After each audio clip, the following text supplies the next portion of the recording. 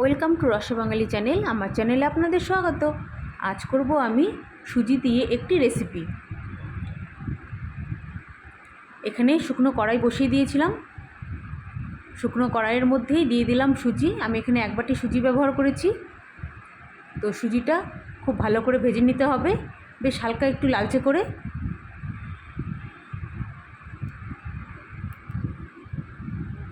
সুজি খাওয়া কিন্তু খুব উপকারী একটা জিনিস। বাচ্চাদেরও টিফিনে দেওয়া যেতে পারে বা আমরা বড়রাও খেতে পারি।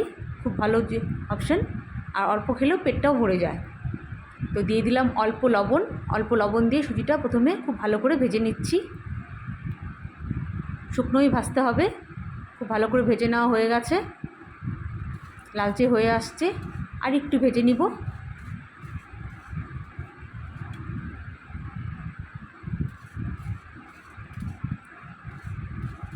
খুব সুন্দর লালচে লালচে ভাব চলে আসছে।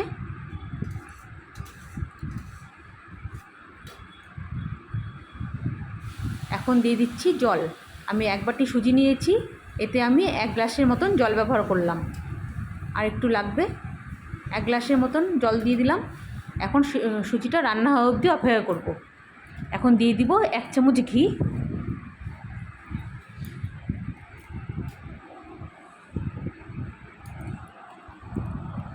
আমার পুরো 1 গ্লাস জলই লেগেছে।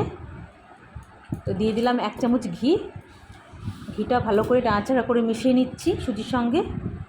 আর সুজিটা সেদ্ধ হওয়া অবধি অপেক্ষা করব।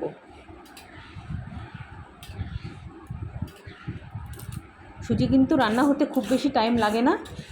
খুব বেশি হলে 5 মিনিটের মধ্যেই আমার সুজি রান্নাটা কমপ্লিট হয়ে যাবে। তো সুজিটা আমার রান্না প্রায় হয়ে আসছে, জলটাও শুকিয়ে গেছে।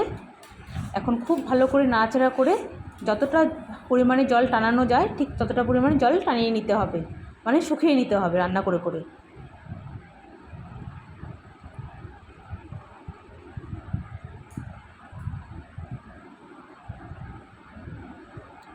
খুব ভালো করে নাড়াচাড়া করে করে খুব ভালো করে সুন্দর করে একদম জলটা যতটা পরিমাণে পারা যায় জলটা শুকিয়ে নিতে হবে।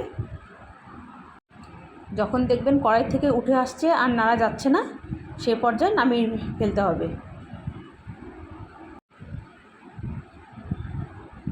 খুব সুন্দরভাবে শুকিয়ে গেছে। এখন কড়াই থেকেও ছেড়ে ছেড়ে আসছে। তো আরও 2-1 বার নাড়াচাড়া করে নামিয়ে দিব। সুজিটা আমার রান্না করা হয়ে গেছে, নামিয়ে দিলাম। এই সুজিতে কিন্তু খুব বেশি জিনিস দিলাম না, শুধু লবণ আর একটু ঘি। এখন থালায় নামিয়ে নিলাম। এখন থালায় নামিয়ে ছড়িয়ে ছড়িয়ে দিয়ে একটু ঠান্ডা করে নিব, নাহলে এতে আবার হাত দেওয়া যাবে না, তাহলে হাতে গরম লাগবে।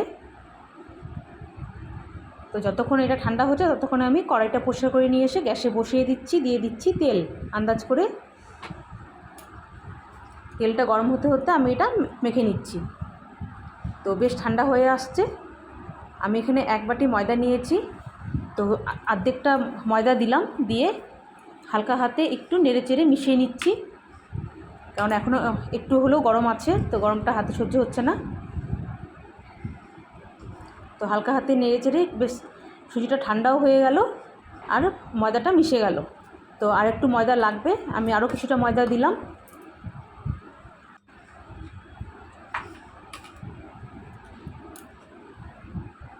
তো খুব ভালো করে ময়দা দিয়ে একটা সুন্দর ডো তৈরি করে নিলাম।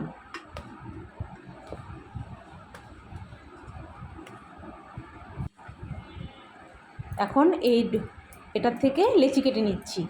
ঠিক যেরকম লুচি করে ঠিক সেই সাইজ মতন লুচি কেটে নিচ্ছি, লেচি কেটে নিচ্ছি।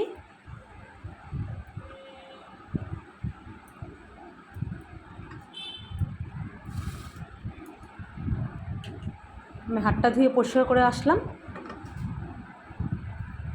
এখন আমি এই জায়গাটা পরিষ্কার করে নিয়ে এই লেচিগুলো হাত দিয়ে ডলে একটা বলের মতন শেপ দিয়ে নিলাম। এখন ময়দার সঙ্গে কোট করে নিয়ে ছোটো ছোটো লেচি আকার করে নেব। লেচি আকার বেলে নিব। যদি কিনারগুলো কিন্তু এরকম একটু কাটা কাটা হবে, তো যদি অসুবিধা মনে হয় আপনাদের, তাহলে এরকম ছোটো একটি বাটি বসিয়ে এরকম করে কেটে নিলে দেখতেও সুন্দর হবে লুচিগুলো, খুব ভালো লাগবে দেখতে। দেখুন হয়ে গেছে কি সুন্দর। তো এরকম করেই আমি সমস্ত লুচিগুলো বেলে নিচ্ছি।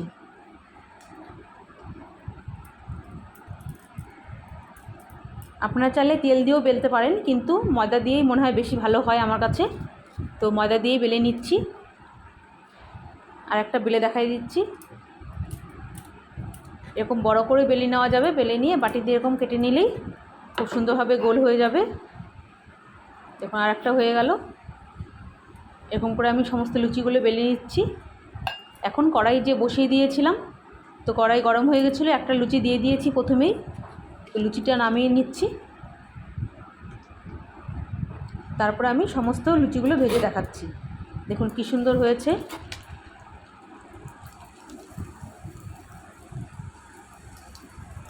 তেলে দেওয়া মাত্রই খুব সুন্দরভাবে বলের মতন ফুলে যায়, দেখতেও খুব ভালো লাগে। আর খেতে কিন্তু খুবই সফট হবে, একদম নরম হবে, খেতে খুব ভালো লাগে। এটা আপনারা যে কোনো আলুর দম বা শুকনো জাতীয় তরকারি দিয়েও খেতে পারেন, বা ডাল দিয়ে, যেরকম ছোলার ডাল বা মাংস, এগুলো দিয়েও খেতে পারেন, খেতে খুবই ভালো হয়।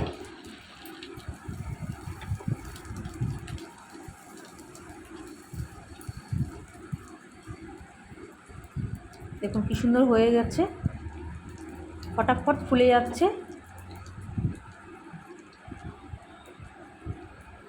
কি সুন্দর গোল বলের মতন করে ফুলে উঠছে। এই সুজির এই লুচিটা বানানো কিন্তু খুবই সহজ, দেখতেই পেলেন কত সহজে করে দেখালাম। যদি রেসিপিটা আপনাদের ভালো লাগে, আপনারা বাড়িতে ট্রাই করে দেখবেন, খেতে খুবই ভালো হয় আর খুবই সফট হয়।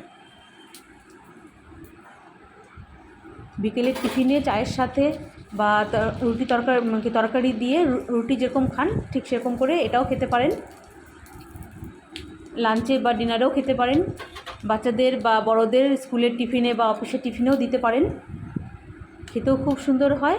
আর এটা একটা কিন্তু হেলদি রেসিপি। যদি আপনারা চান এই তেল এতটা না দিয়ে পরোটার মতন অল্প অল্প তেল দিয়েও ভাজতে পারেন, এতে করেও খুব সুন্দর হবে খেতে। দেখুন কী সুন্দর করে ফুলে উঠছে, দেওয়া মাত্রই বলের মতন ফুলে উঠছে। রেসিপিটা যদি ভালো লাগে তো লাইক শেয়ার অ্যান্ড কমেন্ট করবেন, আর অবশ্যই সাবস্ক্রাইব করবেন। প্লিজ আপনাদের কাছে অনুরোধ রইল। ফেসবুকে দেখে থাকলে ফলো করবেন, ইউটিউবে দেখে থাকলে সাবস্ক্রাইব করবেন। সমস্ত লুচি আমার ভাজা কমপ্লিট, প্লেটিং করে দেখাচ্ছি। দেখুন কী সুন্দর হয়েছে।